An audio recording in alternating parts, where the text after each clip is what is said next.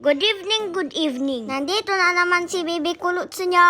For today's video po, ay kagabi pala yan. Hinayos ko po na lagyan ng damitan ko. Dahil sa malaki na tiyan ni Mami, hihirapan na po siyang yumuko para ayusin ang damitan ko. Dahil love ko si Mami at si Baby, tinulungan ko na lang si Mami. At kinabukasan po, at hinatid na po si Daddy si Mami sa maliit naming flower shop. At habang wala pang customer si Mami, ay inayos muna ni Mami ang mga bouquet wrappers niya. At pagkatapos niya maglinis ng shop, sakto naman lumating ang mga customers para magpa-arrange ng flowers. Pagdating naman ng lunch break, ay hinatid ni Daddy ang baon para kay Mami. At hinila niya saglit ang mga naka-display na flowers para hindi maarawan. Pagkatapos didiretso na sa school para sunduin na kami ni Bunsong Kulots. Pagdating namin sa flower shop, at nadatnan ulit namin si Mami na may ginagawa pang arrangement. Order daw po ito sa municipal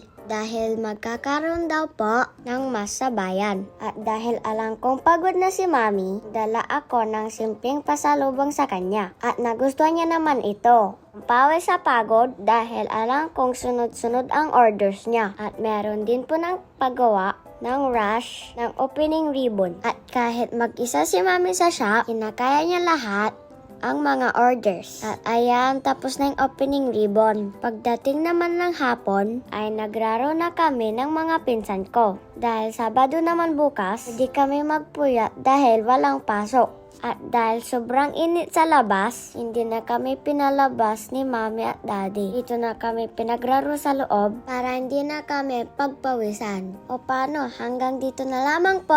Bye!